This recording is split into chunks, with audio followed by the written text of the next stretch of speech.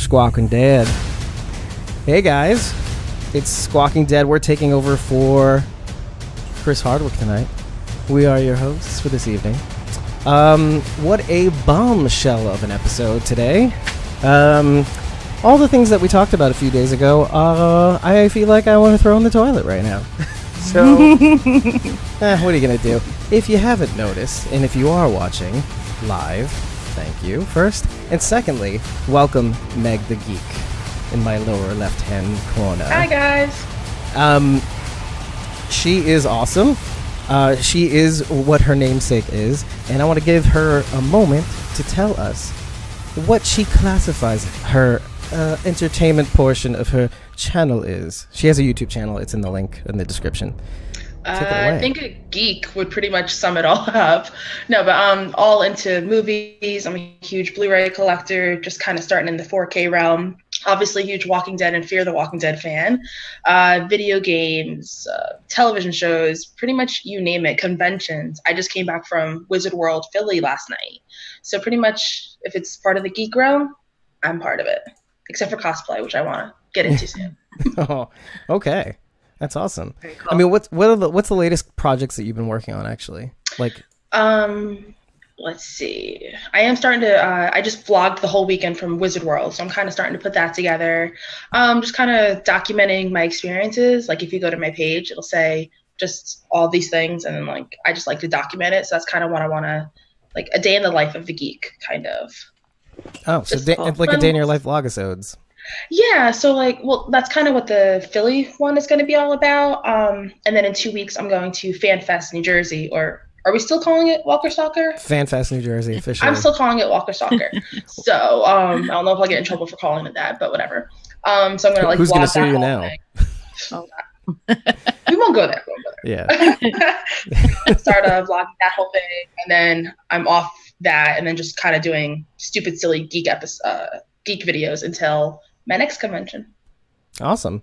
Actually, I have a question in that regard. So, Wizard World, what? How would you classify that, and what would be?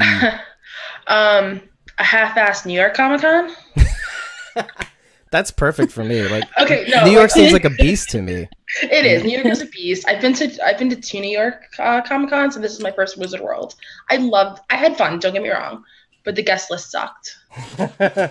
Like, so many people backed out, but I mainly went for the cast of the original Charm show. Okay, I saw pictures from that. Yeah.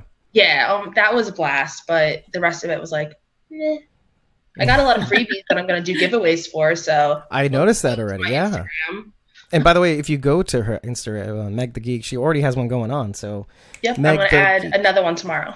Oh, it's turning into a daily thing. I know. I got so much stuff from Wizard World. I got to start giving it away. Yeah, it's like she's doing what's that Netflix show about organizing things and throwing things away and whatnot? Marie Kondo? Thank you. Or Kondo, whatever her name is? Yeah, Kondo. If it doesn't give you joy. Yeah. Just put it aside. Just give it away on Instagram. Yeah, I got some free autographs, but like they're not personalized, so I want to give those away too. All right. Well, Jesus. That's follow awesome. Me if you want to win cool stuff. Yeah, exactly. Just followed you. Oh, awesome. Thank you. That was hard. That was easy. Staples button. Yeah, exactly. Easy button. It was just that easy, folks. You can do it too. This is how. Yeah, and this is how. I'm not going to teach you the internet. Definitely not me. I'm not going to teach Rachel the internet, even though she figured it out on her own. Speaking of Rachel, by the way, getting there. St. Jude's, her St. Jude's charity. We are trying to get her to alpha status, and I'm not talking about like alpha, omega, beta. We're talking about alpha, like as in the scary alpha. We're trying to shave her head. Yep. The link is in the description. Facebook, YouTube. That's right. Donate today. We need to raise $5,000 by August, or else you guys are gonna make us do like a telethon, the old school telethon, and we're gonna keep going. You guys are gonna make us keep going 24 hours until we raise that money. So don't do it. We have kids. I don't have kids, but they have kids. Let's just help the kids. Yeah, I'll keep going. I'll do it. But like they have to like feed them and put them to bed and stuff. It's very rude. So please donate right now.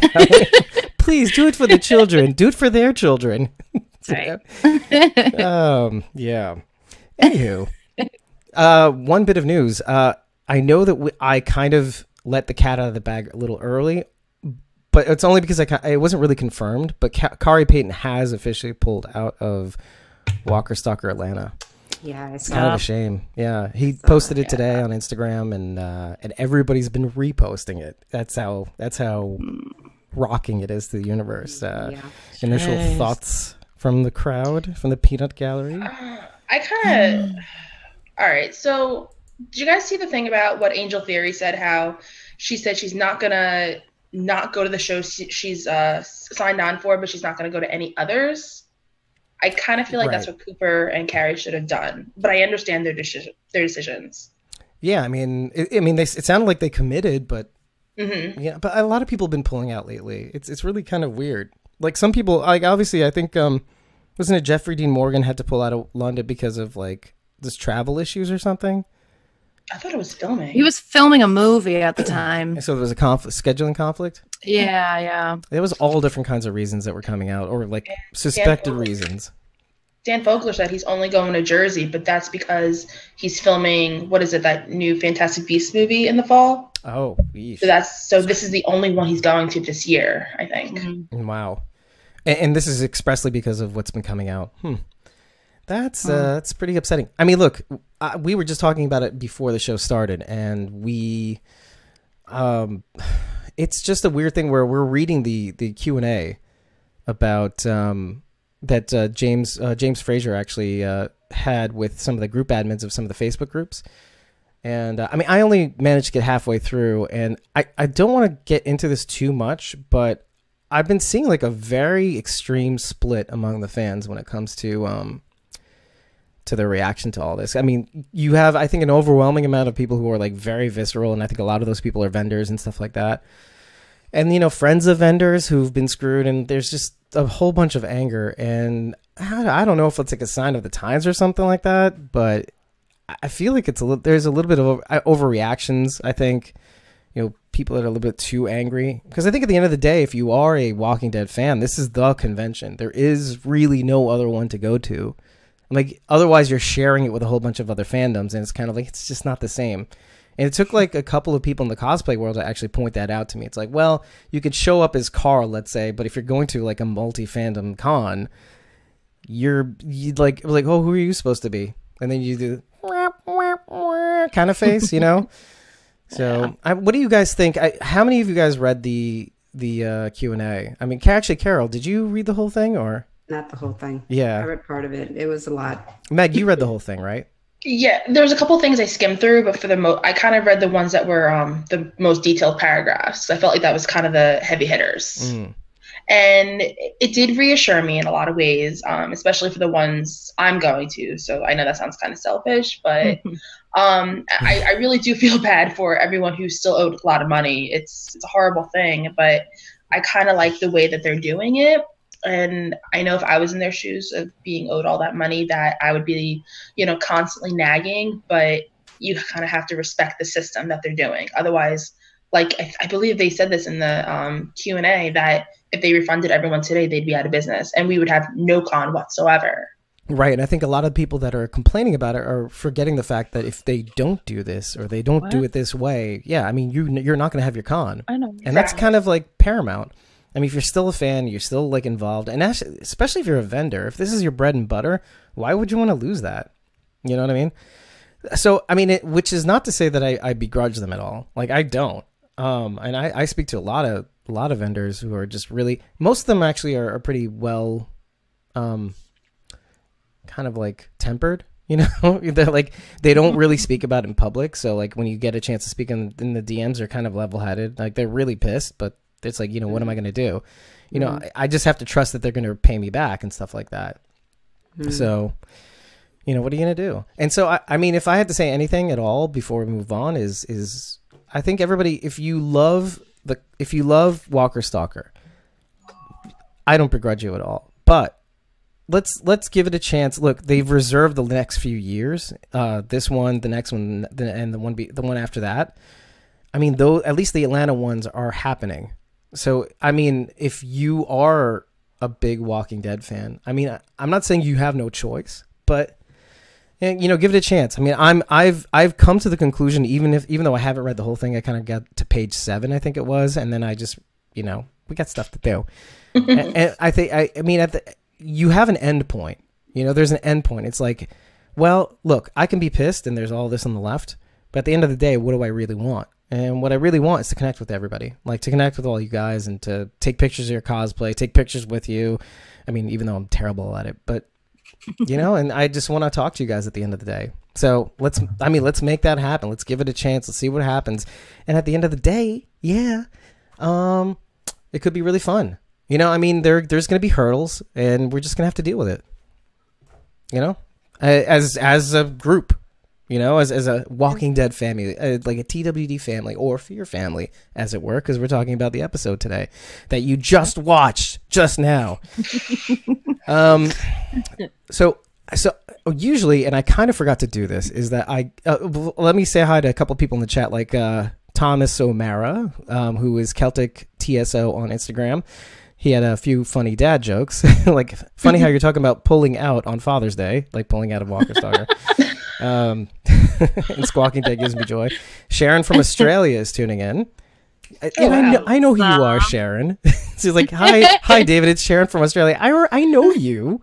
It's really late there, isn't it? Who knows? I can't do time zone math past like Israel or something. Google it, please. Yeah. What time is it, Sharon? Let us know. Who needs Google when you've got people who can tell you?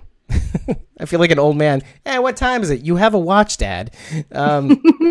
So anyway, for those who are really confused about the title of tonight's, 12:30 in the afternoon. Oh well, there you go. It's a lovely day. She's just laughing at us. She didn't even answer us. So she's spending her lunch break with us, essentially. Exactly. That's true. Yeah. So if you haven't recognized the episode of tonight's Fear the Walking Dead episode, I actually, when I was looking at the titles of the episodes this season, I was like, oh, Humbug's Gulch. The guy mentioned this in the episode Laura last year, but he's doing all the trick shots and stuff like that in his off time as a cop. And I was kind of like, what is this going to entail? Is this have anything to do with the Old West scenes in the trailer? And I'm like, oh yeah, it does.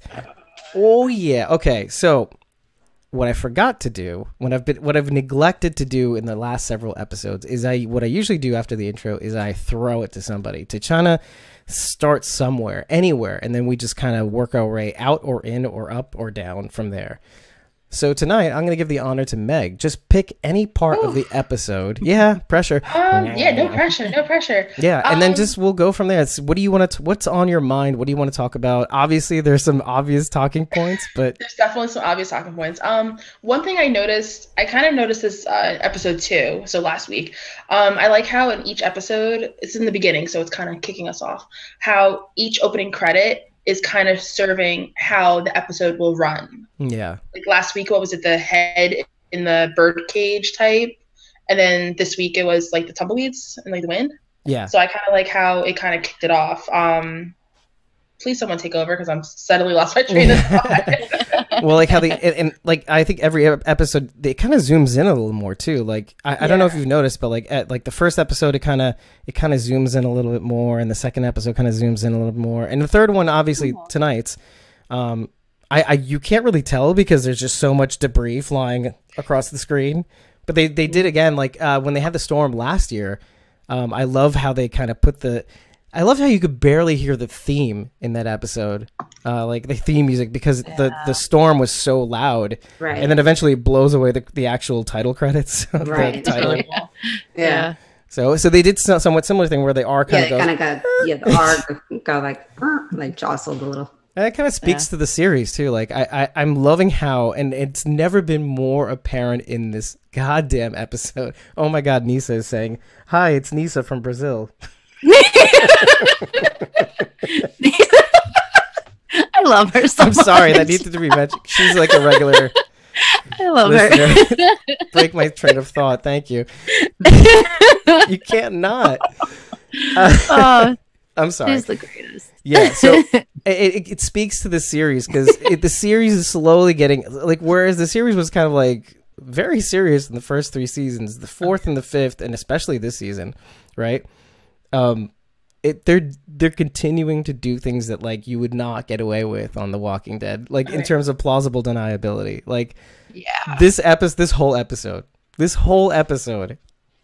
especially that trick shot at the end. Yeah, can we especially talk about the San Antonio split? Yeah, we could start there. Well, that whole thing, that whole piece. Like, I mean, I love the Wild West vibe of it. It was very Westworld. Totally was everything West. Everything. But you know, like it had that sort of vibe. I love the twanginess. I loved the whole kind of feeling. Like even like having like like the piano organ playing to like draw in walkers when going up on the roof.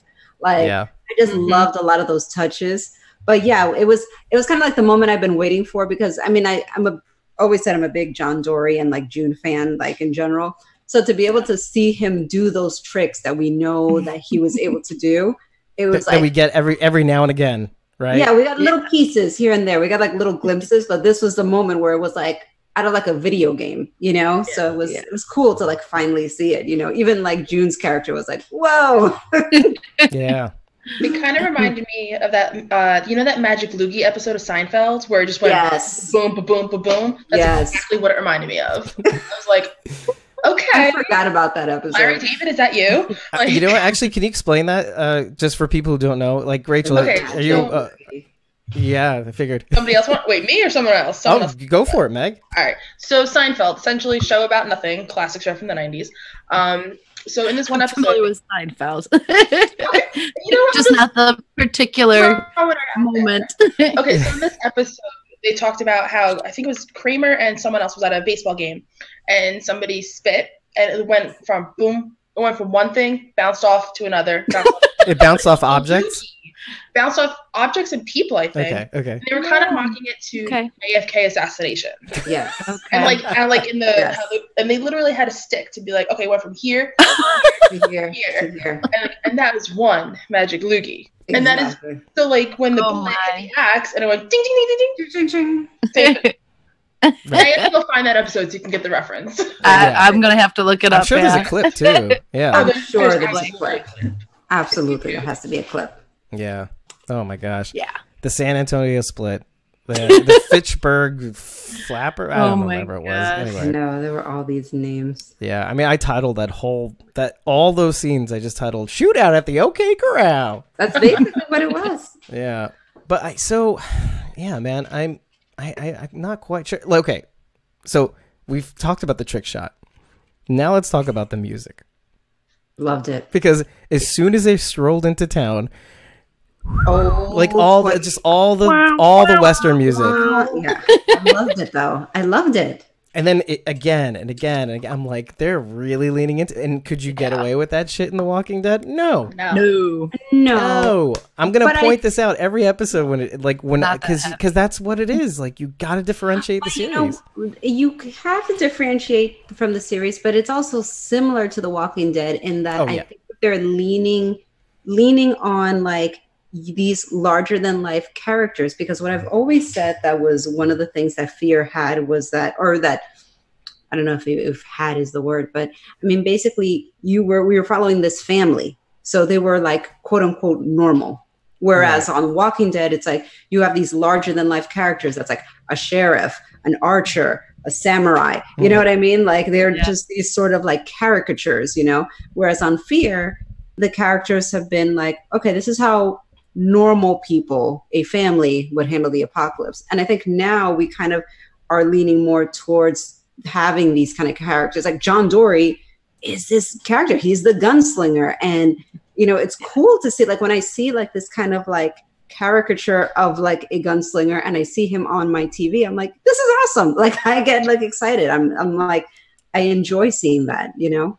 So I don't know. It is, you know, it is more kitschy than The Walking Dead, obviously, like the music, like the, you know, these kind of like little details that are very like, they're not hokey, but you know what I mean? Like there's humor in it, you know, which is definitely like different. Just but a camp. A little camp. Exactly. A little campy, but it works. It works. And I think it's because like it's still you still have it tempered by the other stuff that was going on in the episode. Oh yeah, the much more serious things. Right. That yeah. Wow. Mm-hmm. Heavy stuff. Yeah, it kind of proves the fact that you can do both. You know, you can have a little of that suspension of disbelief. Like, I mean, even like little tiny things that if you're not careful of, like you'll miss. Like, there's the one scene like where they're fighting off the dead, and Austin Amelia, Dwight is kind of like, like instead of running towards the car, he's running back to the van. John shoots one of the dudes, exactly. Shoots one of the zombies. And like walkers. That was funny too. Is that what you call them? Like, hang on, what? What'd you call him? Yeah, exactly. And then like that, and then he hits a walker, and then it tumbles into the trough, kind of like these old West shows like Bonanza or something. You know, so I thought of Back to the Future 3. Because they ended up in the trough. Oh yeah, exactly. Yeah. These are all like tropes. These are all like Wild West tropes. But I loved it. I love seeing those tropes. Like a lot of throwbacks to classic Western years. Like, yes, I fully expected John Wayne to pop out or Dirty Harry, like, or just like a showdown. Like even the way certain scenes were framed, where he's like coming out from this like long shot or whatever. It's like okay, and then straight across the way is going to be your enemy. You know. Oh yeah, yeah, and fuck me if I'm wrong, but like the one walker, as they walk into town, that's on the road, and there's like a toy horse. I think this is a toy horse in the background, but like the one walker, I think was dressed in like Old West clothes. I wasn't sure when watching it the second time around live tonight. I'd have to go back. But yeah. Take a look at that. Thank God for DVR so we can check this out. Yeah, exactly. But yeah, and like look at the silhouette of the sign as they're walking in. The dude on the sign. It's like they built this place around John Dorie. It's like somebody like just went like this, like I'm gonna make you a star, kid, and we're gonna open all these humbug gulches around El Paso and Macau and all those other places. Just like, but like, didn't it look like him? Like sort of. Yeah, I definitely thought it was him. I think he should sue them. Is there a court system? I think Michonne was working on one. Remember? Yeah. On one. Oh yeah, on a law degree. Yeah. Yes, remember? Yeah. She was working on that until it went to poop. Yeah. Poop. Yeah. Okay. So humor time. Brothel. Yeah, I like that. I'm gonna just pick these out every episode when I see it because it's just stupid. It's so stupid, but it's awesome. It's silly, but it's genius. Yeah, it's soup. Yeah, that's all. They soup? just serve soup there. Yeah. Oh my god, I loved it. Yeah. But yeah, did you? Okay. So we knew that Dwight was gonna come this episode. Did you? Because the trailers kind of made it seem as though like that we were going to discover him, like Morgan was going to discover him or something like that. But they kind of, the way they framed like the previews and all that, they made it seem like as if he was going to come across him, and it wasn't obviously that. Yeah, like out of nowhere, like right. Hey Dwight, what? Oh, yeah. I loved how they did it. I was telling my husband even while we were watching it, this is the first time that a group we already know is meeting somebody that we already know we know where Dwight came from, and they're meeting him for the first time, and they do not know his history. And like, I can't think of another time. Yeah. Where that's happened on any show, really. Yeah. Yeah. Well, and you know what? It's funny how like we've talked about it, like how he's gonna enter, like I've even said in 2 episodes in a row, kind of like we're gonna see him come into a series where people are being pushed, where people are gonna be challenged, and like for the life of me, I completely forget that like one of those things that was in the first episode was, John getting frustrated. I mean, almost, and I didn't talk about this because of time, but like.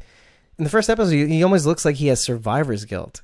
Do you know what I mean? Like talking to June, he's like, I don't know, like when's our luck gonna run out? Like we have all this luck, we've gotten here, but we don't have the fortune of sharing it with everybody. He kind of mentions it in this episode too. Yeah. But like how interesting and wonderful that it's it's John and June that are doing it because they're the perfect people to kind of be like a mirror to what Dwight's going through. Like, in addition to the fact that like Dwight's on a mission and our group is on a mission, there's also this explicitly coupled, struggle that's going on that mirrors the other.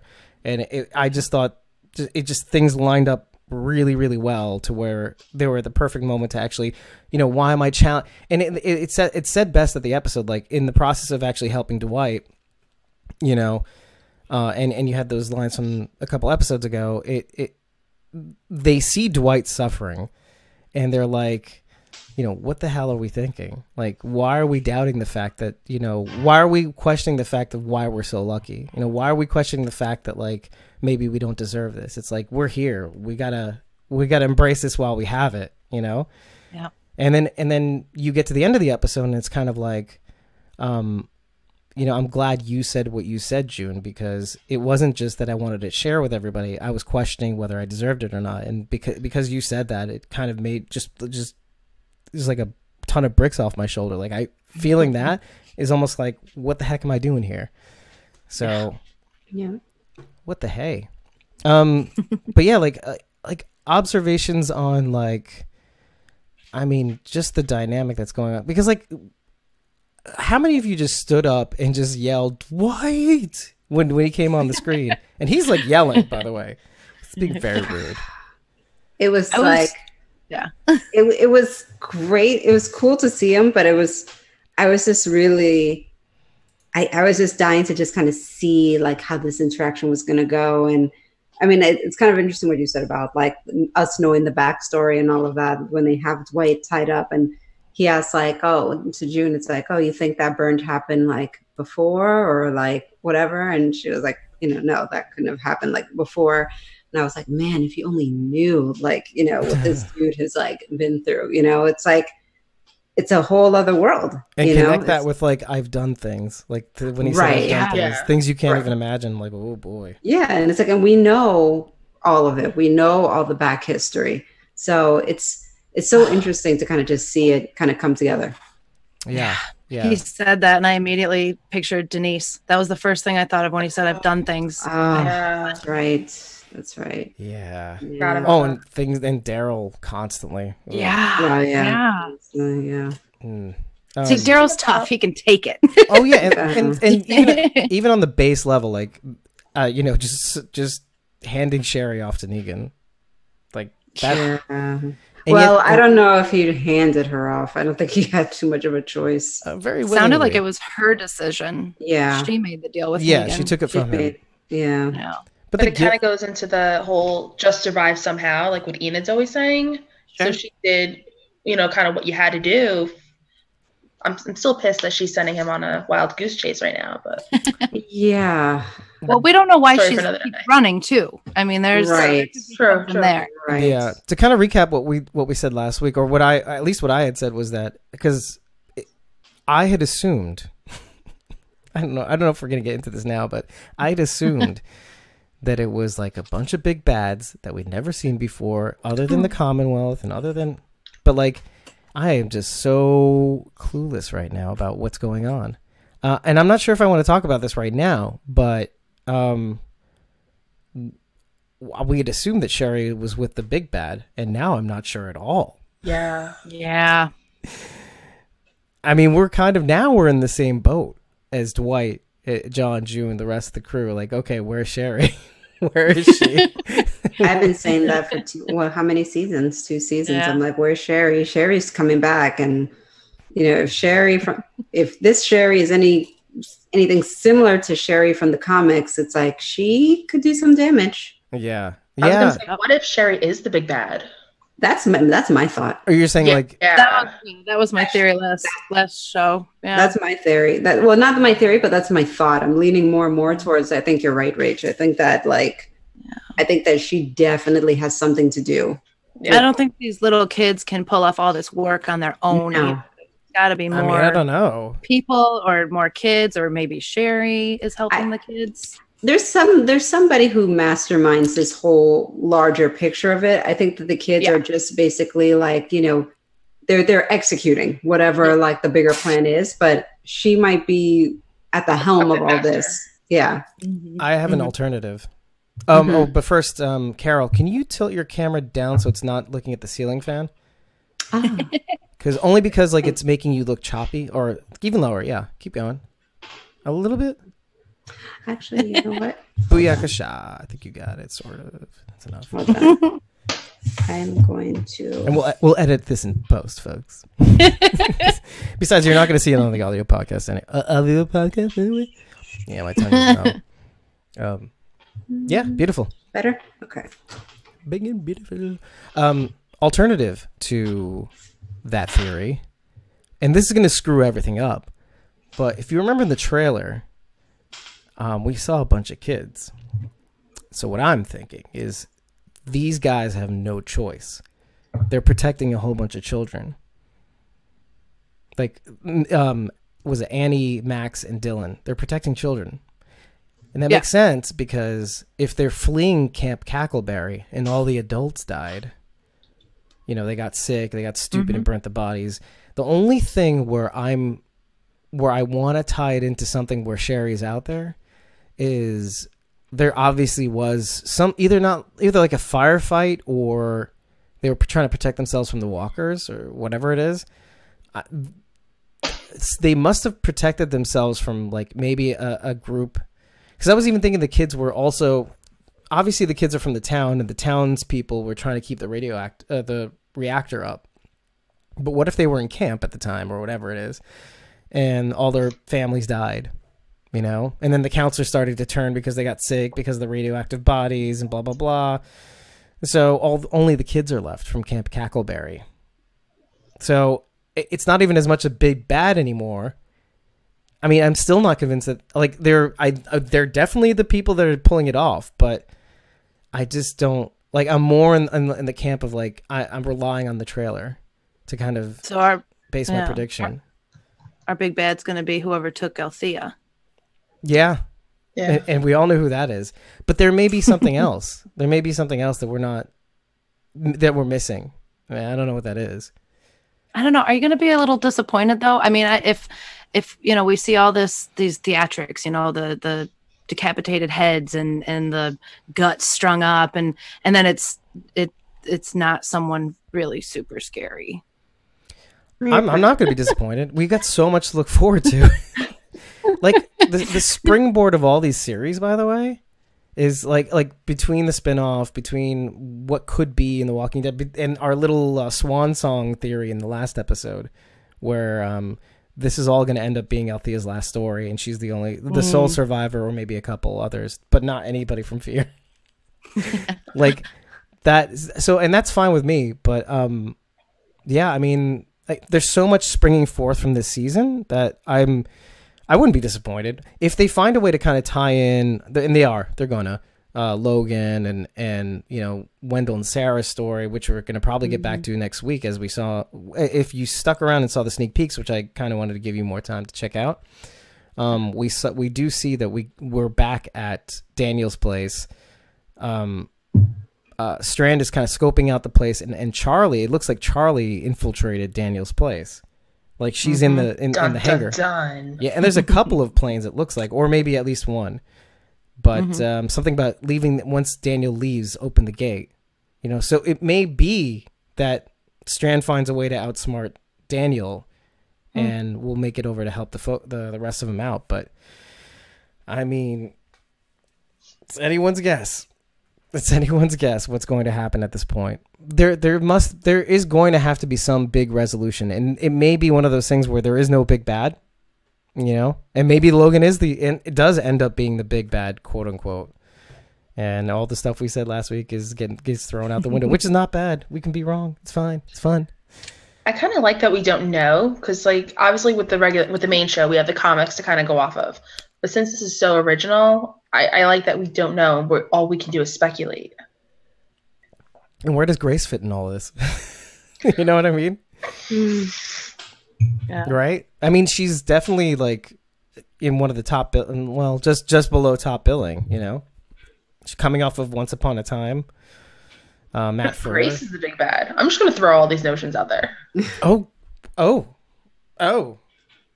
Well, let's talk about that. Like, what do you see is, like, what could she be doing with all those dosimeters? What's her honestly? I've just this is the first thought of it that came to my head, so I'm kind of winging it with this. But I don't know, something maybe with the radioactiveness, kind of maybe infecting the kids, making them think different, if that's even possible. Mixing it with something, I don't know. Yeah, but we know kids in the apocalypse. We're familiar with them. They're that's true. They're kind of little assholes. Yeah, well, so are some of the adults, but. What'd you say, Rachel? Yeah, kids in the apocalypse don't need much influence to do bad things. Yeah. I mean, they're super capable, but super need like a conscience. So, like, saw that in Walking Dead with that Michonne episode. What was it? Scars, I think it was called. Yeah. Holy crap. Yeah. So, never been more clear. Proof they don't need influence. Yeah. So, well, okay. So I had like a line of questions, like at least 4, when it came to like the reveal at the end that it was the kids that's stringing up all these fucking walkers and putting heads in baskets on top of the trees and stuff like that, playing Donkey Kong the whole time, like whoop. That was a lot of fun last week. But like, okay, so who killed their parents? You know, assuming they had parents and aren't demon spawn. I literally wrote that. Yeah. Like, I mean, you know, so what do you guys think? Like, where do you think their parents were at the time? Were they at the camp, or were they in their homes, or like, I'm just like, was their story There's so real? So many possibilities for their backstory, and I don't know that we'll ever know all of their backstories, but obviously they died. Yes. I mean, they could have killed them for all we know. I don't know that we'll find out their backstory. Yeah.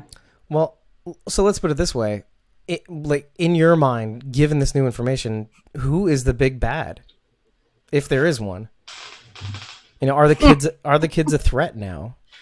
I need your opinions here, because I'm not sure what to think. Because even though we saw that scene, I'm not sure. I'm really not sure either. What Max said at the very end was especially confusing, because they're setting all these things up, and the girl and Annie says to him, "Do you think they bought it?" And we know that Dylan is a plant of some kind, and he's gonna, I don't know, find out where Althea went. I assume he meant by who took their friend. Right, that they'll find out it's not us, is what he meant. Oh, okay. But I mean, why would they never even thought it was the kids?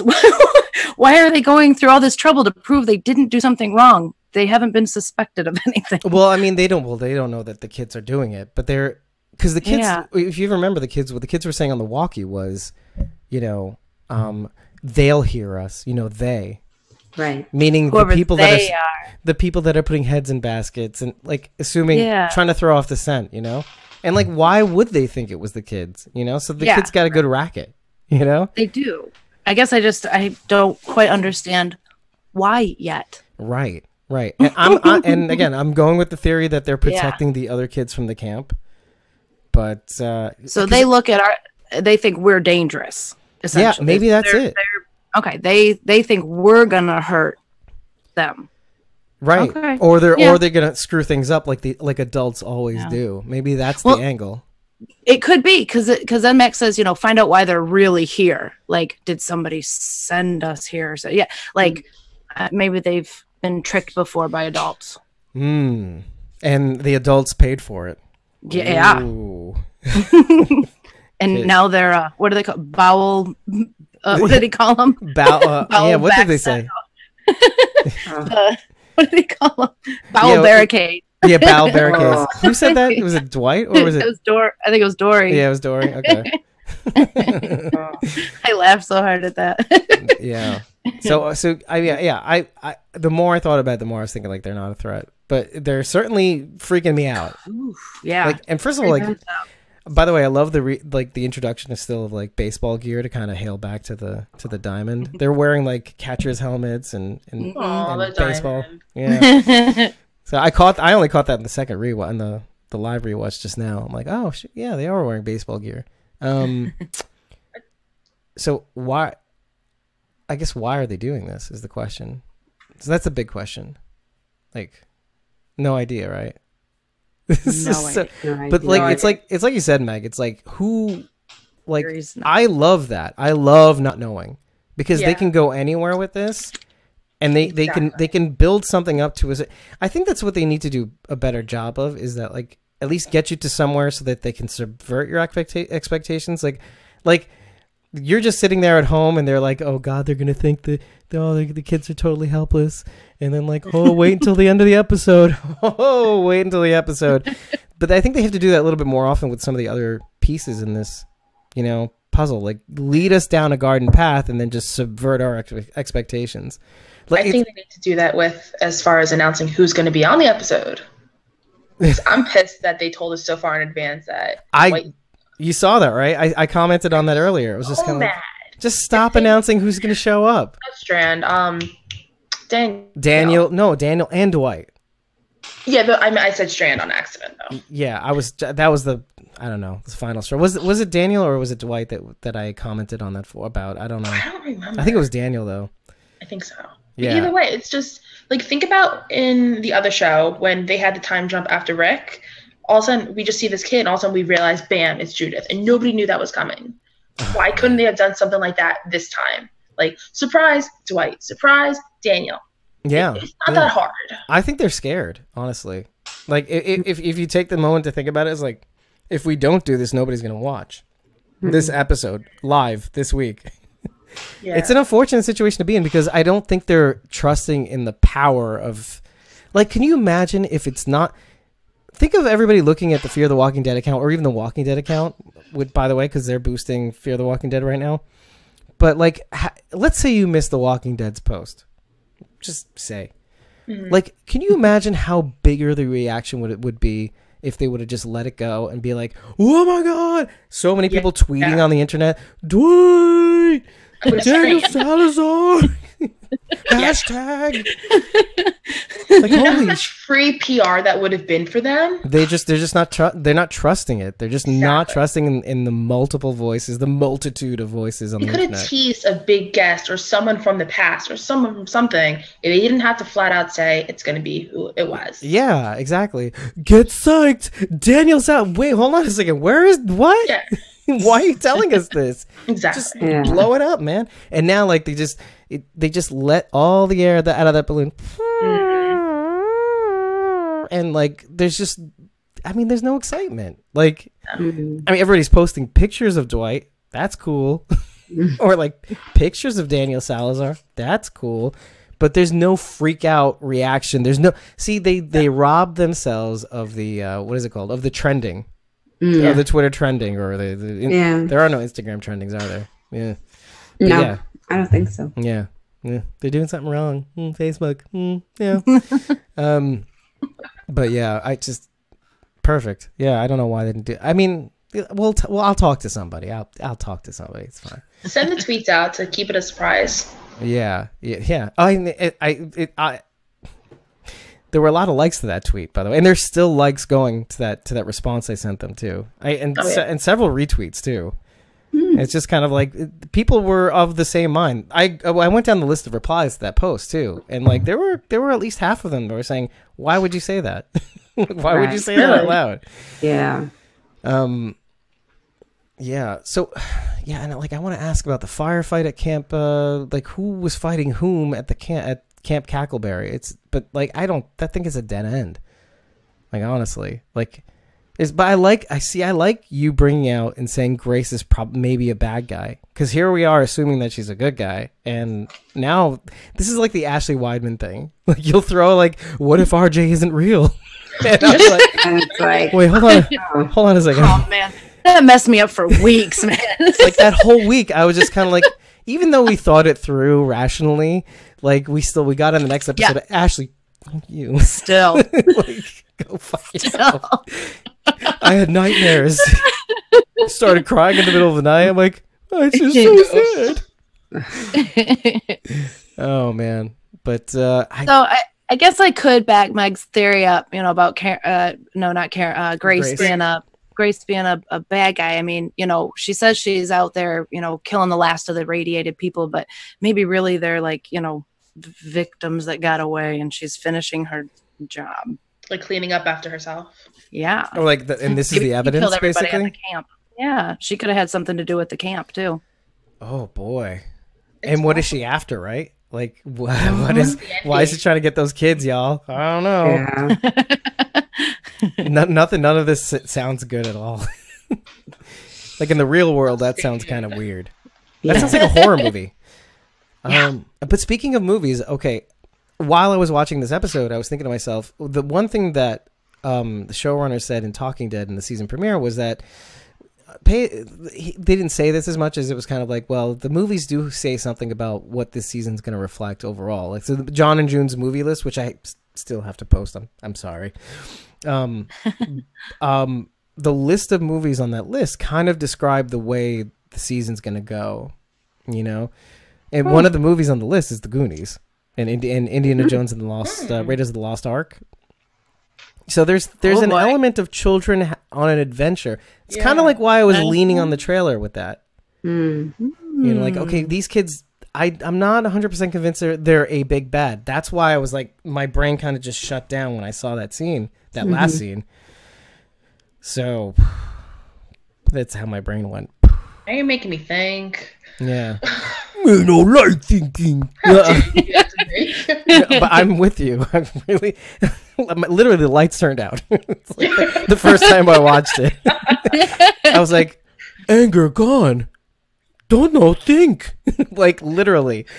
It was late at night. It was early in the morning. Oh, and I slept 4 hours. I'm like talking to Jared Weidman about like clips and stuff like that, like until whatever o'clock in the morning. Like an idiot. Yeah. But yeah, the lights went out completely. And then obviously I watched live now and I was like, oh, well, maybe, I don't know. We have a show coming up. Maybe I have to talk about it. I just love that sign, that wanted sign that says wanted Flapjack Frank. Just such a cheesy theme park. Who would, first of all, call themselves Flapjack Frank? I know. What happened to Billy the Kid? You know, it's funny you talked about that, like, you know, amusement park, because I live in Jersey, so where we have something like a town here called Wild West City, and I went there as a kid once. Yeah, I forget where. It's somewhere in North Jersey. Oh, okay. And I actually read an article about how they just opened for the season this year, and it is literally like reopened. It reopened for the season, and it literally looks just like the Wild West. And watching the episode tonight is making me want to plan a trip out there now. Just make a John Dorie type situation. Oh my god. Pew pew pew pew. Which kind of okay, so that kind of brings me to like when you saw all of that. Okay. In the back of your mind, didn't you go, "Oh my god." And correct me if I'm wrong. Oh my god. John Dorie is the coolest person in the Walking Dead universe right now in my mind, because it made me instantly think of that running chase scene between Rick and Negan, and how like Rick couldn't get with his big ass fork python could not get a shot. Now again, we broke it down, and I was like, I've spoken to like policemen in training, and it's really hard to hit a moving target. Really, really hard to hit a moving target. That being said, John Dorie. Yes, but I mean that scene with Rick and Negan. I mean, it wasn't just a cold python thing. It was like he literally, when they had that car chase and they crashed the car. I remember Rick comes out with a freaking assault vehicle, assault rifle, like semi-automatic. And like it immediately just starts like spraying and praying, and I was like, really nothing, like really? Yeah, it's like a stormtrooper just couldn't hit anything. Like nothing. Oh my god, why didn't anybody like edit that video to like show the laser beams from Star Wars? It probably is. It probably exists somewhere. I've not seen it. Like, we're very engrossed people. How come? Oh my god. But you know what I heard though? That I heard that when they started Walking Dead and they did these shootout scenes, they used real practical effects with blanks. Yeah. And so when they had all the firefights at like the prison, you notice a difference in the style of fighting because they actually recoiled, because they were like actually using blanks. Whereas like now everything is just added in post-production. You know, we mentioned it on that episode, by the way. Yeah, it was like this one little factoid that I pulled from, I forget who. I think it was somebody in production. On their Instagram, they were like, telling the difference between then and now. And so, like, if you look at the beginning of the season, like with the shootout at the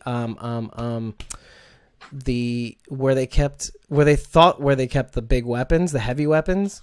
No. It's wherever they found oh God, Baby Gracie. Okay. Yeah, where the savior place when they were looking for the weapons. Yeah. That was all CG. Okay. That was all CG. Whereas with Negan, I think that particular scene that was practical. Oh yeah. I'm not 100% certain because I know they at some point they changed back, or maybe partially CG, maybe partially certain ones, maybe certain scenes they felt like okay, and other ones they were like no. Yeah. But like I think for the most part for those seasons it was just it's all CG. Yeah. But basically, John Dorie is like a freaking sniper. Like he's just like picking them off, and like Rick Grimes, who's a sheriff, is not winning. Oh, and keep in mind, like you saying all that, these guys, if you go to Terran Tactical, at Terran Tactical on Instagram, they did practical weapons training. So, and what they are using is like real, like not real guns. But like guns that have kick, and again, like from the first episode, practical effects from the plane crash and stuff like that. Not a lot of the stuff is CG, except for like where there's like a hole missing somewhere in a walker's face, right? Or something like that. But other than that, it's most of it's practical effects. Like the team, the Fear the Walking Dead team, there are a lot. I mean, K&B is obviously working on both, but like beyond that, the props team is different. Like. Like I'm like really in touch with I should blow her spot right now actually. It's SUASSIN, like Sue Sassin, whatever, you'll figure it out. If she does the props for Fear the Walking Dead, and I swear to God, A, she's funny as hell, but B, every now and again you'll get like a like they'll show you how they made, let's say, Dwight's axe or like Althea's like knife thing and whatever. Just that's such a cool job. Scroll down, man. She is awesome, and she goes through the whole process. She'll tell you how it's made, so that you can do it yourself. I mean, you won't, but it's nice that you can. It's like cosplay now. Yeah, exactly. Well, that would help.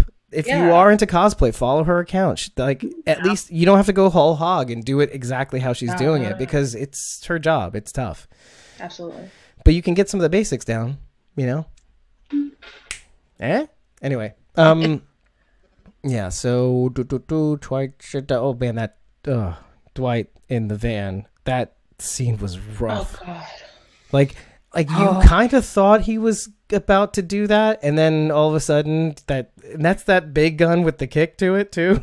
So it would have been a little messy. Like, what was going on in your mind when because that was tough. That was really rough to watch. Like, we've been watching him try to go after her from even before that, like at the end of the episode, at the end of the season last year. What was going through your mind? Like, Rachel, what were you thinking? Yeah, I know you're about to drink something. You can't drink. What do you think this is? You can't take a break.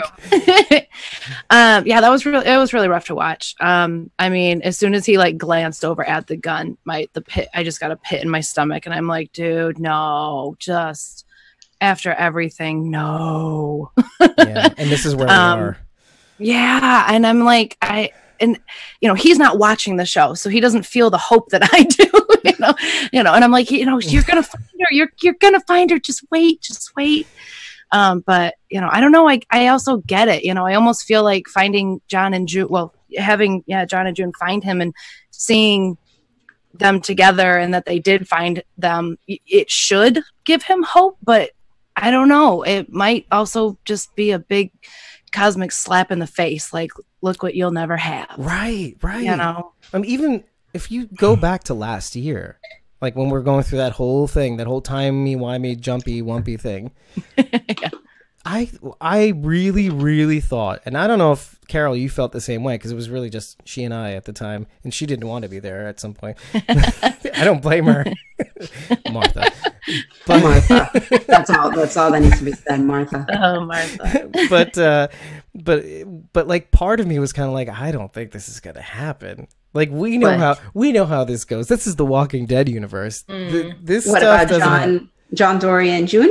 Yeah, I didn't think that they would get back together. I did. I don't know. For did? some reason, I don't. Yeah, I didn't count him out, and I didn't count her out. I was like, no. You didn't count him out finding her, right? Like something like that. Yeah. I didn't think that it was. I didn't think all hope was lost. Like I didn't. I felt like no. I think that because I felt that there's more to this story. I didn't feel that it was like, there's more to this. Like we have to continue with their trajectory, because there's more. Right. So I don't know. So maybe because of that, I just kind of thought, no, even with Dwight, like, I mean, when he was in the van, it's like, he glances at the gun, but I was like, he's not doing it. Like, I mean, it's like, like I knew, like in my heart of hearts, like, I was like, this isn't going to happen. He's not going to do this or whatever. Yeah, I mean, it's on his contract. There was. By the way, that's how we knew Alden wasn't going to bite it at the end of the season. Not even that. Like, I feel like there is sometimes like, and I mean, most of the time I'm pretty good about it. I will say that there was a similar situation like that where I did think that the character wasn't going to make it. And I was like, oh, maybe this is really how it ends. I don't know. And it was actually, I don't know if it was like season 6 of The Walking Dead when Daryl and Aaron were stuck in a car surrounded by walkers. Oh, yeah. And it started to not look very good. And Daryl takes out a cigarette. And I was just like, oh, man, is this how it's going to end? Like he's having one last cigarette because this is it. Like, and Morgan comes out and like basically like saves them. Boo, boo, boo. Yeah, they bring him back to Alexandria and stuff. But Teenage Mutant Ninja Morgan. Oh, he was awesome. I was like, oh my God, it's Morgan. But no, that was one scene where I was like, yeah, this might not end well. Ooh. Yeah. Well, and that's what made me think that. I mean, I'm like, this is The Walking Dead. There are no happy endings here. No. I mean, well, and to be fair, we went through 2 seasons of hell. So, like, we weren't expecting there to be hope in this world. But hope is what we have, and then like, and no, don't get me wrong, I love it to death, but the moment it gets taken away from all of us, we're gonna riot in the streets, people will die, money will be lost. For sure. Oh wait, I gotta get back on the Instagram stream now. You know what's beautiful about right now, this moment in time right now? Is this working, by the way? Maybe. No? Oh, yeah, wait. No, that didn't work. Did it work? What's beautiful is that we can there's no drops in the actual Zoom thing that we're using now, right? Right. But, I still have to worry about the Instagram stream because there's only an hour limit, just so Meg knows. Like there's an hour limit and then it rolls over. And then then have to reestablish it. So the only people lose. I see a puppy. What about? Oh, yeah. Oh my God! I see a puppy. I almost had a heart attack. Oh, so cute. That was so hilarious because he just popped out in like the little corner of the screen. Like, yes. Oh my goodness! What's his name? Zoe. Oh, her. Oh, yeah. All right, let me tell everybody on the couch. All right, Zoe. Go. Sorry. Oh no, I was gonna say. Everyone say hi to Zoe. How do you spell Zoe? Is it Zoey? Oh wait, oh no, I lost the camera. Oh no. That's a good look though. No. Lilac looks good on you. Hang on, I have to launch it again. You'll figure it out. Don't worry, we'll edit this in post. Oh wait, hold on. Chris, by the way, Chris popped on the chat like a few minutes ago, and he's like, "I'm watching Fear now. I'm catching up." Should we? He can give us live thoughts. Yeah, exactly. Okay. Whew. Oh, I mean, he only popped on now, so I have no. I mean, it's Father's Day too, so happy Father's Day to everybody out there. I got honorary Uncle Appreciation Day. Aww. I think it's a sack of shit, but when you get gifts, you can't really say boo. It's like here's a bunch of cookies. Stay where you are, so you don't go anywhere, and you can babysit your nephew. Oh, so I thought of a little something. Well, I didn't think of it. I found it on Twitter. Go right ahead. It's all valid. So I saw somebody tweet this. So it says that how like Dwight said how he'd been looking for Sherry for about a year now. Oh yeah. Okay, so I don't remember who tweeted this, so if they're watching and listening, credit to you. I'm sorry, I can't remember who it was. So Daryl exiled him right after the war, right? Yep. And then Rick vanished about 18 months later, which means Fear would be about 8 months or so behind when Rick goes missing. I'm like all full of like the whole timeline thing. Wait, rewind. Okay. Yeah.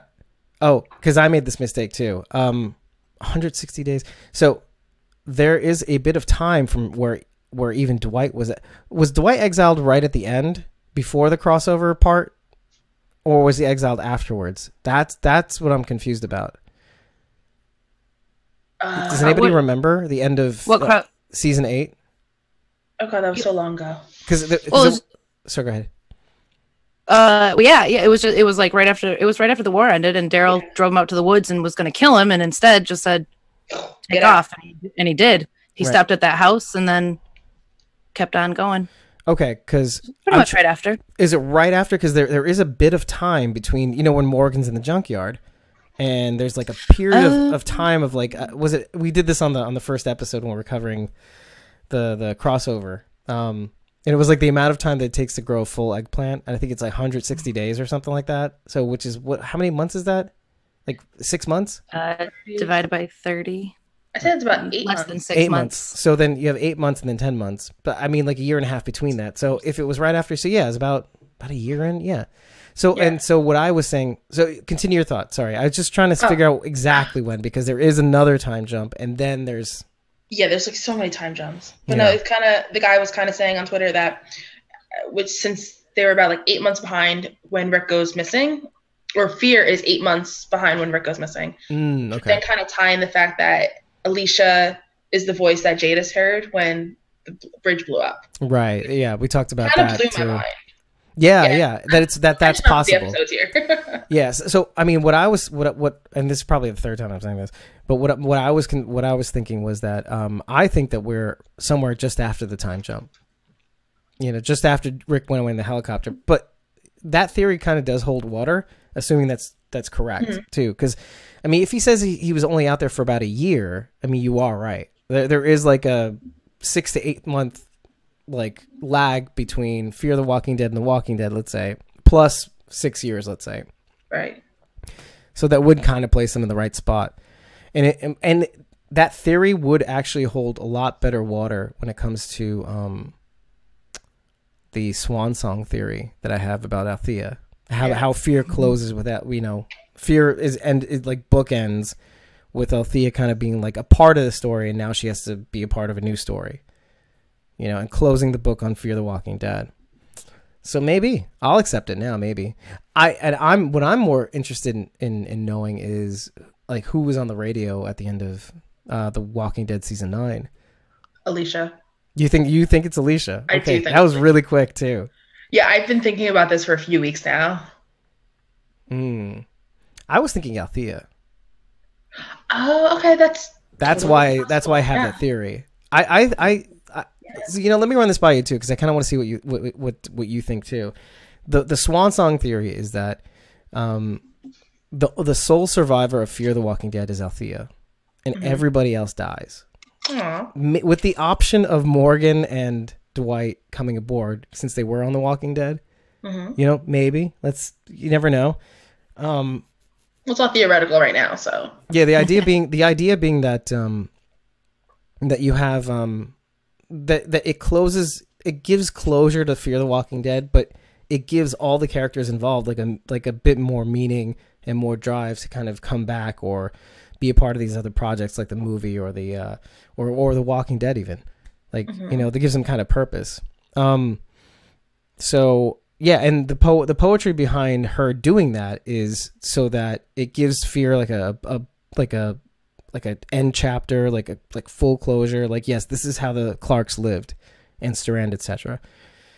But it also gives Althea purpose because she was, as opposed to not being a part of the story and filming it from afar, this is the one she stepped into, and she helped close it. And I'm not thinking tragic death. I'm thinking like meaningful death or something like that. They died helping someone. Like a greater good type death. Yeah. And so we don't talk about how they died, we talk about how they lived, and that's Fear the Walking Dead as a whole. And so Althea, having stepped into the story, now will never like capture another story again. She'll be a part of the world. Like Morgan. Yeah. In a way. Well, didn't Madison kind of pick up on that too at the end? Like not how you died, but how you lived? Yeah. It was said on the walkie, I think, too. Yeah. Yeah. It's like it's kind of, I just remember crying during that part when Alicia mentioned Madison. I'm still bitter about that death. I was so busy crying that I heard it. You know, I was like, my hearing was attuned. It was heightened. No, but you can tell, you know, every time somebody mentions Madison, it proves that it really was how she lived and not how she died. Right, exactly. All these lessons, they really resonated with everyone. So they were able to do, like, Alicia trying to help these kids. Yeah. Because she spoke from the heart, because she spoke from what Madison had taught her all these years in the apocalypse. Yeah, and if you really think about it, like, a lot of that has to do with, like, the Amina story, the bird. You know, Wilhelmina, I don't even know. But the whole story about Nick and Alicia not giving up on this bird, Nick kind of believing that it could be true, and Alicia kind of being like, you will get better. Right. And Madison being like, their parents taught her. Yeah, exactly. Well, they taught her that. The kids taught Madison that, you know, and then Wilhelmina. That's true. The only thing that I wasn't sure about was whether they called Madison that or something like that, or that was her middle name. I can't remember. But that's what the tape said, at least from Althea. That's the name she told used. Althea that was her name. Yeah. But they did call the bird Amina. Right. Or Wilhelmina. I don't know. Yeah. So, yeah. By the way, how deflating was it when they get to this big wall of bowel barricades? Right? That's what you call it? Yeah, when they get to this bit, and they're like doing the Avengers Assemble pose, like I think there was literally music. It was like, awesome. Dun, dun, dun, dun, and then all of a sudden, a teaser about it too. Like, wait, hold on, I got a call. Hello? Oh, kids? Oh, guys, we gotta go. We gotta hit the dusty trail, right, John Dorie? Survivors, assemble. No, we're not. We're not assembling. Oh. Okay, bye. Bye. All right. We'll put a pin in it. We'll be back. Speaking of deflation, putting a pin in. I'll get that later. Thanks. Can we do lunch? Yeah. I don't know. I just thought that was just hilarious, actually. And then they drop a bombshell, which makes it even like, so they have this bit of funny. Like I thought that was hilarious, and then they have this like, oh my god, what the fuck is going on? Yeah. But like. Do you guys think, okay, because there are some indications to me that Dylan might actually crack. He seems to be like, why would you have toys? You know, like, I don't get it. You're not like the other adults, maybe. You know? So what do you guys think? Yeah. Cooper Dodson, the actor, the guy who plays Dylan, the youngest one, who's in the car covered with guts that had intestines wrapped around so it kept him in the car. Oh, messed up. I mean, I kind of love it. Why do we think he'll crack? Is that the question? I think because, I mean, Max was worried that he was going to crack. And Annie was like, nah, he knows the lines. He knows what to do. But, like, there are some indications that I think that he will crack and he will trust in our group. I feel like he's kind of on the border, like, between good and evil. Mm-hmm. He's just waiting to be swayed to one side. Or, like, willing to open the door. Like Morgan. He's also the youngest. I don't think he may not have seen as much as the older kids have. Mm-hmm. That's true, too. Not as exposed to as much. Who does that remind me of, too? Well, I guess Henry, maybe? No, who was it? Yeah. Or Judith? I don't know. Sam. Oh, well, that's... Oh, God. Sam. Which is ironic because Major Dodson is Sam and Cooper is the younger brother. His brother, yeah. It's good to kind of remind everybody that the kid because I like Dylan. I like his curiosity. I like his ability to question things. Like, these people don't look like those other people. They have toys. Like, who has toys? That's not useful. Obviously, let's trust them. That's sad though. That made me sad when he didn't know what a toy was. Yeah, maybe, right? Like, so how long has he been out there? Like, how long has his brain been online as a child? You know, like. Yeah, I feel like it hasn't been that long. Like, he's old enough that he should have remembered what toys were. Well, actually, I mean, how old would you pin him right now? How old do you think he is? Well, he looks about my son's age, 9 or 10. Oh, Dylan is 9 or 10? I guess so. So how long has it been since the zombie apocalypse started? I think it's only been a few years. More than 4, I would say. So I would say, then he was 5, 6. So maybe he's like too young to understand. He was at the time maybe too young to understand it. And I mean, if you think about it, like in terms of earliest memories, like, I mean, I can think back to kindergarten, which is like about 5 or 6, but about that time. That's about as far back as I can really go. I can't remember really anything beyond that. So. Yeah. Yeah. Yeah. Maybe 4, maybe 5, maybe stretch. Yeah. A lot of people are saying the same things. Isn't that the apocalypse was 4 years tops? You know. Nisa's on fire, by the way. Anyway, so. Well, it's kind of like in Walking Dead too, when they were trying to get the movie projector to work, and they were like, "Oh, who wants to see a movie?" And people kind of had to like give it a second to register because it had been so long since they had actually seen a movie or heard of a movie. Yeah. No, and we brought that up. It's like, okay, movie nights, kids, let's do this. Like, kids are like, let's bring back your humanity instead of like wrapping things in intestines. Intestines are not things to play with. Don't play with your food. Wait, no. Let's go back. Don't play with your body parts. Yeah, don't play. Whoa. All right, it's too young for that talk. Different show. Oh my god, I just realized what I said. I helped you. You would have just let it pass. I would have let it pass. Right over there. We don't let you get away with anything on this show. I'm innocent child, like. Oh man.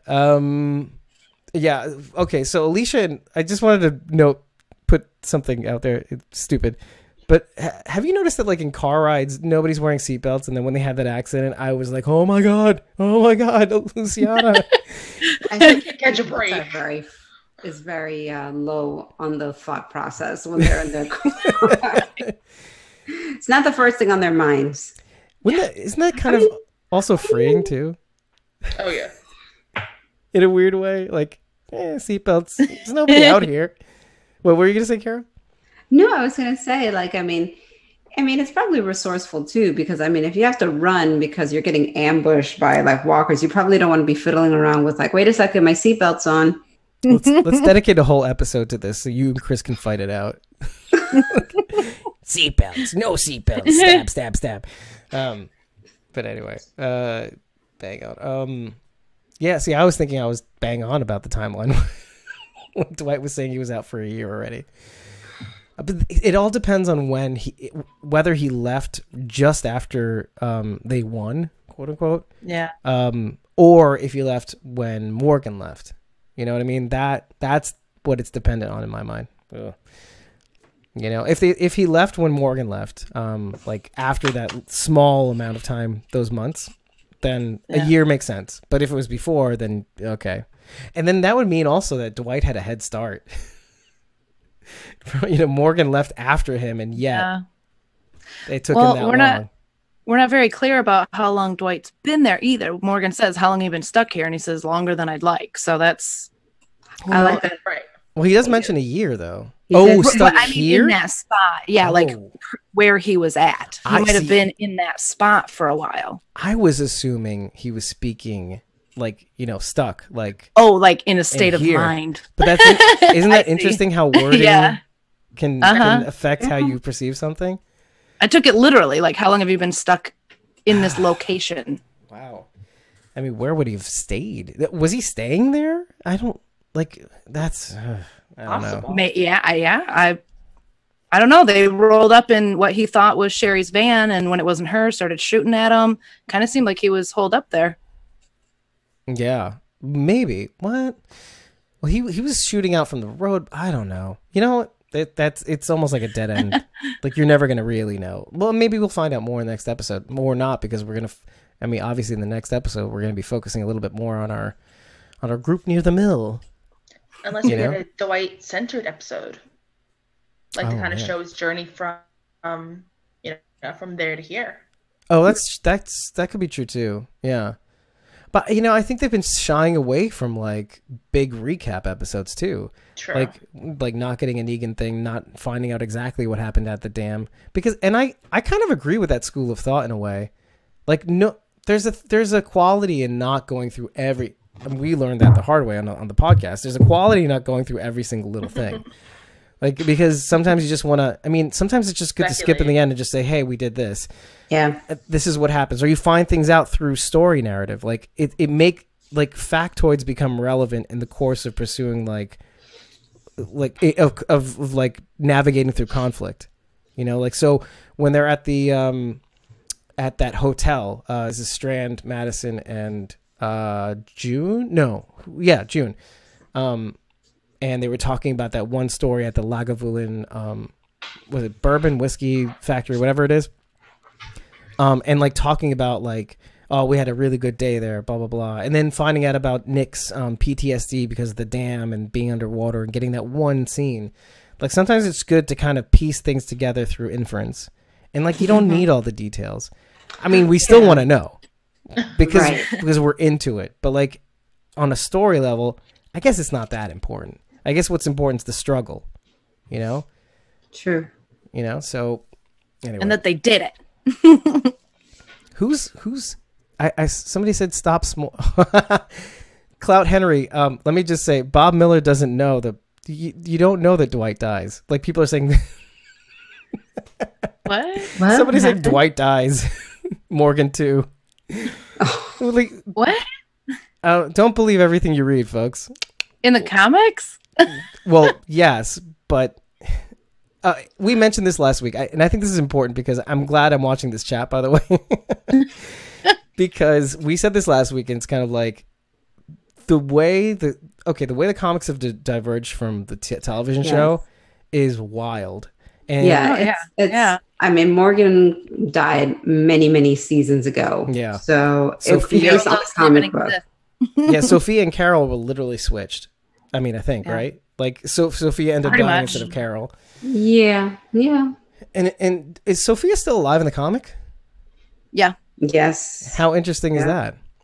Yeah. And Carla, I'm reticent to say recent comic news, even though everybody knows what happened. I feel like let's just not talk about that. But like, it's another, if you want to spoil yourself and find out about 192, knock yourself out. Oh, just look up issue 192. It's literally a hashtag, The Walking Dead 192.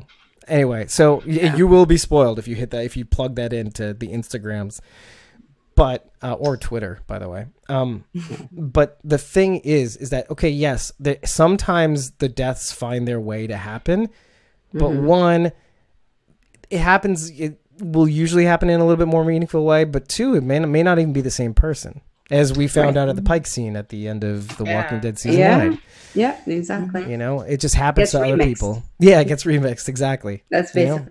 So maybe the narrative is the same, but like the way it happens is just a little wonky and different and timey-wimey and wibbly wobbly. I think the only thing so far that's actually happened exactly like the comics was Glenn.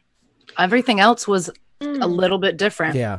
But I think then the fake out with Abraham, like that was, they did try to like kind of fake us out with the Abraham death that you kind of thought like, okay, well, maybe Glenn isn't going to get killed off and then it was like, nope, back to it. And it's like, no.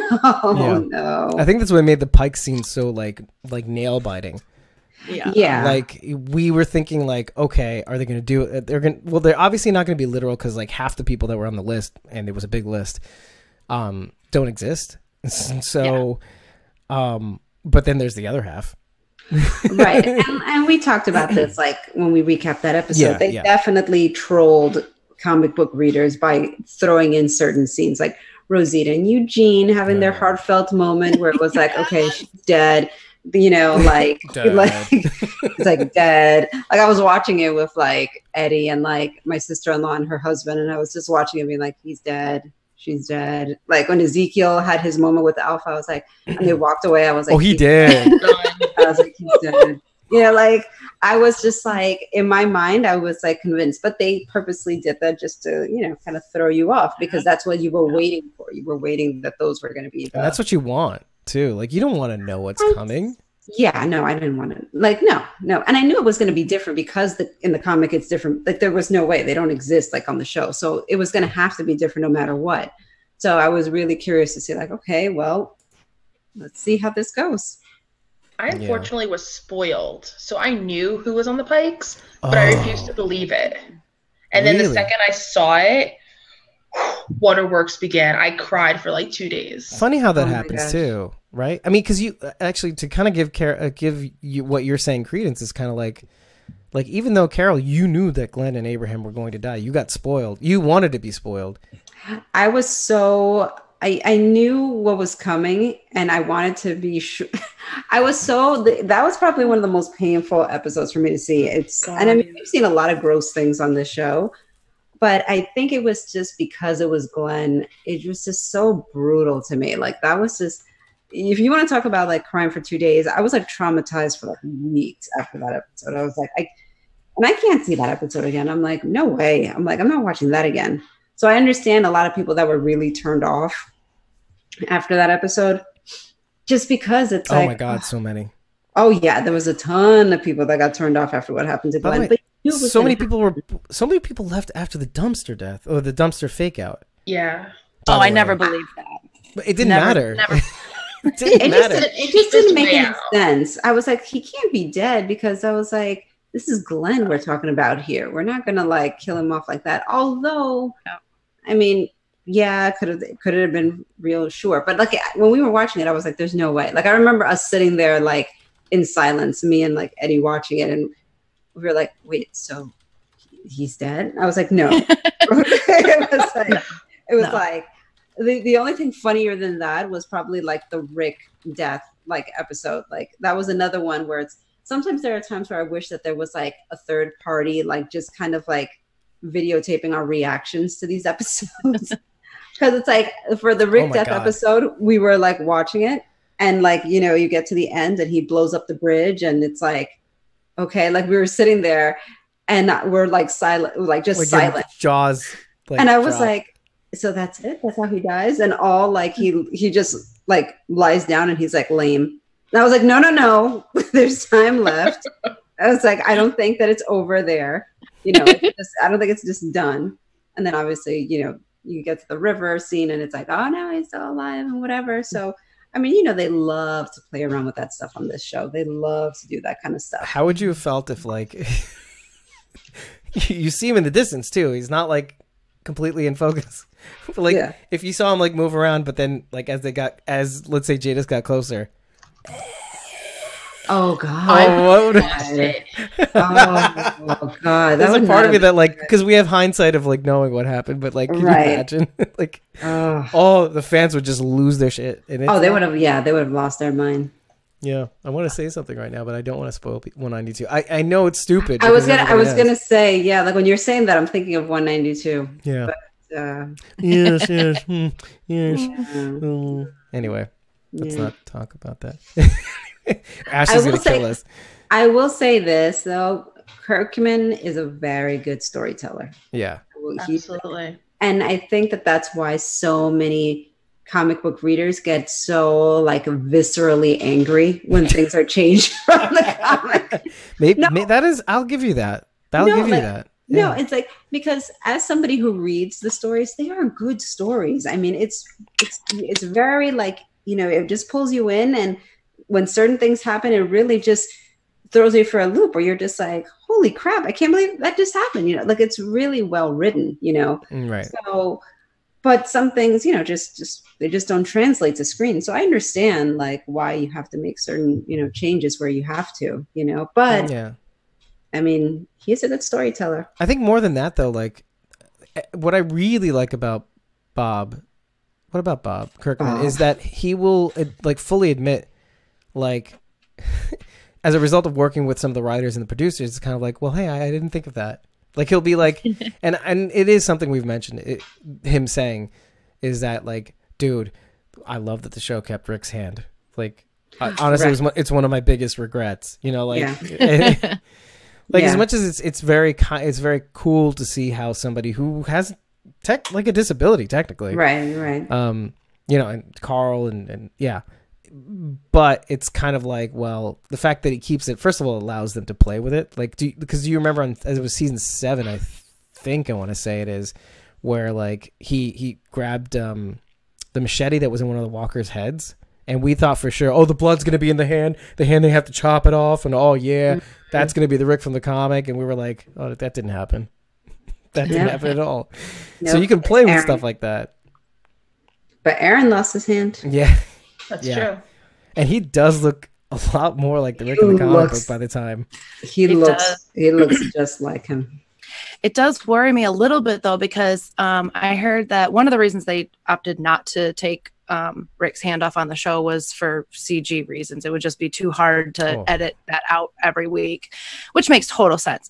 So it kind of worries me that they did that with Aaron, because that tells me he's not going to be getting as much screen time. Well, no, they figured a way around it, though. Yeah. He's not allowed to move his hand now. It's his actual That's true. hand. They just throw stuff on it. Oh, thing on it, I didn't know that. That's cool. That's wicked. true. Yeah. That's good. Which actually, he talked about it in some interview, how like he's like, it's really hard for him to not have to move it. Can he move it? Or is it like a... No, he thing? can move it. That's what No, he can move Meg was saying, is that like it's literally just only stuff wrapped around his Yeah, hand. so you pretend like you have stiff fingers. So like you have, it's like the finger. It's just, he can't bend his fingers. Yeah. I'd be like, make it so that I can't, because otherwise I will. Like yeah. like popsicle sticks under the finger. Yeah. Something. Have it look like the dude from Game of Thrones. I was thinking dude from Into the Badlands.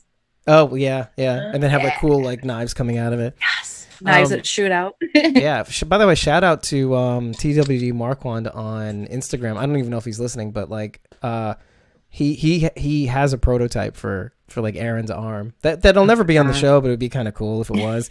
He has not posted it publicly. I don't think he posted it to me either, but he like hinted at it, and I'm like, oh, dude, you should send Ross Marquand this, like at least a drawing of it, or like maybe even like a tiny 3D rendering of it, and just say, here, this is for you. Like, this is how much I love you. And yeah, so shout out. So put the pressure on TWD Marquand to release that. I want to know. Damn it. Yeah. I think we went through everything, unless there's something I missed. Do you guys have anything?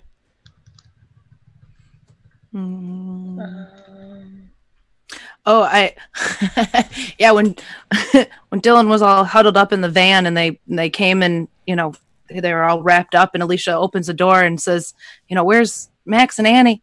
I looked at my husband. I said, I'm pretty sure they're wrapped around the van. I totally thought somebody got it. Oh my God. They're on the car. Yeah. I thought that's what he was going to say. Out there. Yeah, actually, you know what? You're right. I did think that. I was like, oh, man. Like, what happened? And then in the next second, we see that it's those two doing it. And I'm like, what? You feel so betrayed. Yes. I just felt so bad for you. And now... I was pissed. I was just like, these little assholes. I knew you were going to think that. I was literally like... Yes. You little shits. I was in your corner. We were all rooting for you. I prayed for you. And you can't. The power of Jesus. I just don't know what to say. It's like I'm wasting my breath. Kids in the apocalypse too. Yeah.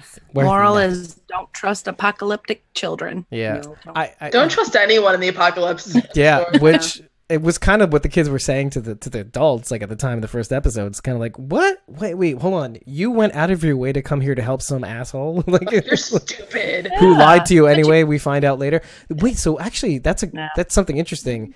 Do you think that they were kind of listening in when Logan was telling them the news about they took over the mill? Oh, no, they could have been little things we might miss. That's interesting.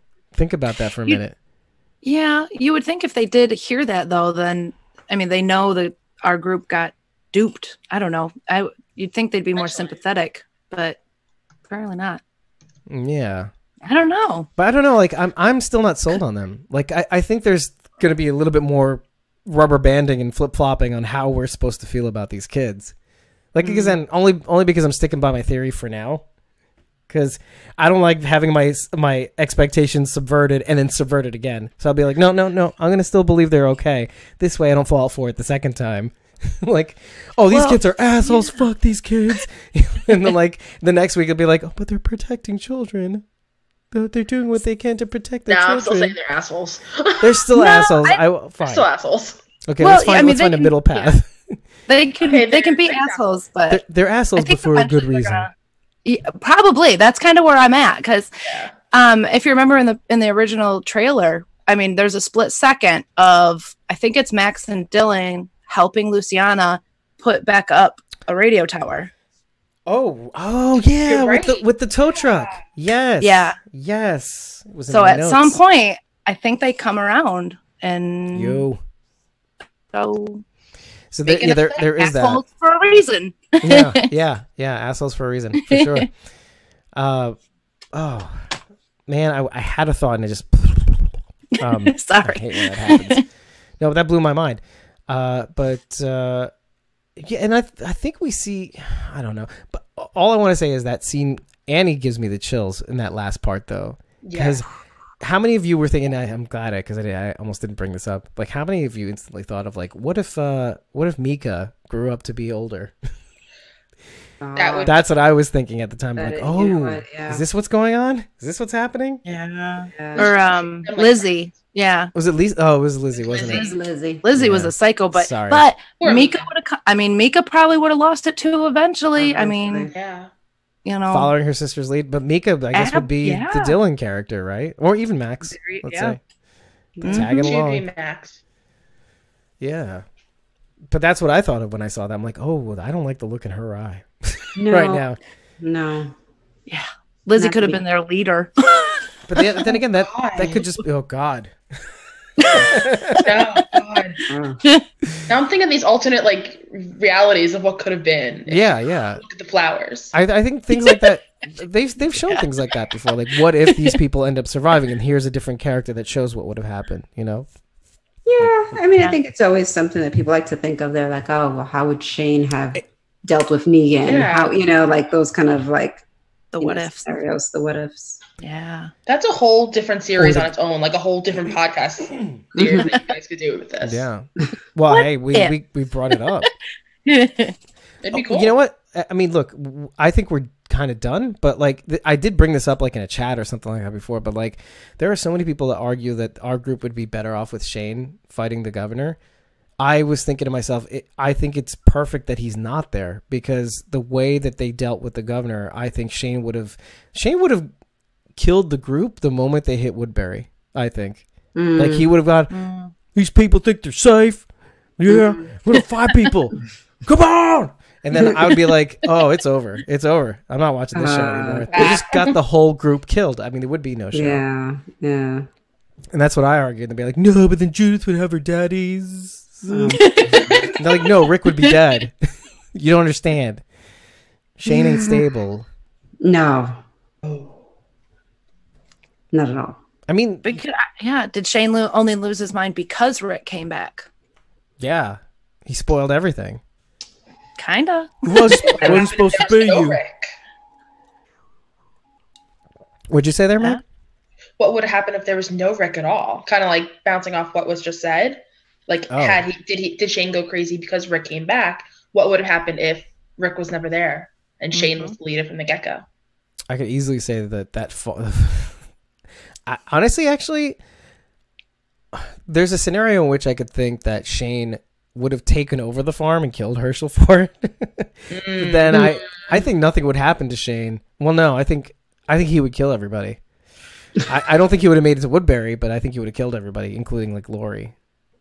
Shane probably would have ended up a lot like Negan, thinking he's doing the right thing. Yes. Yeah. But in his mind, it's the right thing. But in his mind, yeah. Yeah, but Negan sees people as a resource. And He was Shane totally. probably would too. Yeah. Well, he was happy to sacrifice Otis. I think it was Otis, right? Yeah. Oh, Otis. You know, and like, and anybody else. But to Dale. try and get the medication and supplies back to Carl. Right. Yeah, but the lengths at which that he would do that, though, that's what's worrisome. Is like, I mean, at what point? What's the limit for him, right? There is no limit when it comes to the love of your kid. Yeah. Right there. Just saying. And would Rick do it differently, right? Maybe. Rick bit the neck Rick bit the neck out of that dude for Carl. Like, you will do some crazy shit. Right, but then it's a sliding scale, though, right? Like, if you put him in an Otis situation, would he have done that? I don't think so. No, I don't No, that was cold-blooded. Yeah, that I was going to say, not most people would do that. No, that was cold-blooded. No. Yeah. Yeah. Negan wouldn't have done that. Actually, that's a good question. Would Negan have done that? No, because Negan was in the situation with Father Gabriel and the swarm and all of that. And he didn't, like, basically, he could have sacrificed Father Gabriel. For sure. To save himself, he could have. But he didn't. Are we really saying that Negan's better than Shane right now? I've been saying it. Oh my God. That's what I've been saying it. Son, we do that all day. I am the biggest Negan apologist, so. Yeah. Well, we just put more logs in Carol's fire for Negan. That's true. All right, let's do this. I think we did a pretty good job of playing Chris Hardwick for the night. We're an hour and 37 minutes in, giving you way more than you would get on Talking Dead, except for the stars. I mean, we're all stars. And no commercials. Yeah. No commercials. Right? No commercials anymore. That's huge. You're welcome. Here's more money to fund this project. But you're welcome.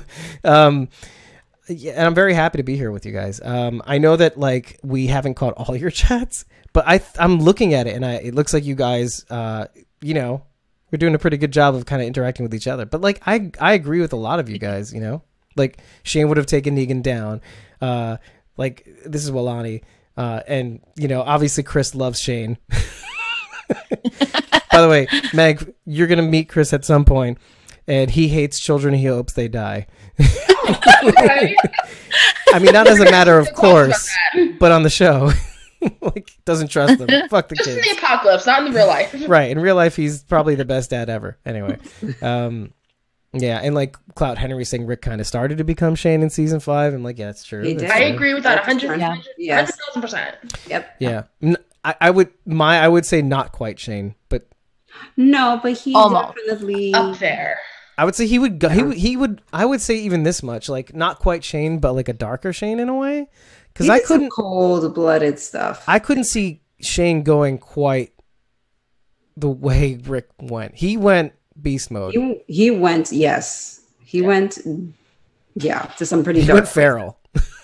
When he had the murder jacket on, forget it. Yeah. Forget it. I gotta get me one of those. No. Who would I be? Yeah. Anyway, guys, I think we'll call this a night in shining armor. This is making a comeback. It's two episodes in a row where I actually say that. Thanks for joining us. Let's say goodbye to everybody. Thank you, Carol. Thank you, Rachel. Good night, Grover's Corners. Good night, Meg. Thanks for having me. It's my pleasure. Well, hopefully we get you on again. And everybody, if you can spare us a moment, please save the children. Donate to Rachel's charity, St. Jude's Hospital. The link's in the description for the YouTube and Facebook feeds. And Rachel's Instagram account, CosmoMom09 on Instagram, yes. Save us. Spare us a like. Leave a comment on the live stream, not the Instagram stream. That's for free. Go to Facebook and YouTube. Leave us a comment and a like, and please, you know what? Just start playing it and just go to sleep and come back in the morning. Just turn off your computer. But if you could, when the audio podcast comes out, or like if you've listened to any of the other episodes on the audio podcast, just go back, just do us a favor and just leave us a rating and all that stuff. It really helps us to grow and do better things. To put more money into the Zoom meeting so it doesn't turn off every 40 minutes. So I really appreciate it. We also have a merch store. Check it out on the webpage. If you go to the main menu, hit merch, hit listen, hit all the buttons. Just play around with our website. It's very colorful. In the meantime, we are Squawking Dead, and we'll see you next Sunday. Bye, guys. Bye. Bye. See you later. I'm going to stop this stream right now. Yeah. Stick around, guys. Yeah. Okay. Stop recording. Let's end the live video. I'm going to narrate for those who are still around, like on YouTube. All right. So what'd you think, Meg? I had a blast. I loved it so much. See, you did perfect.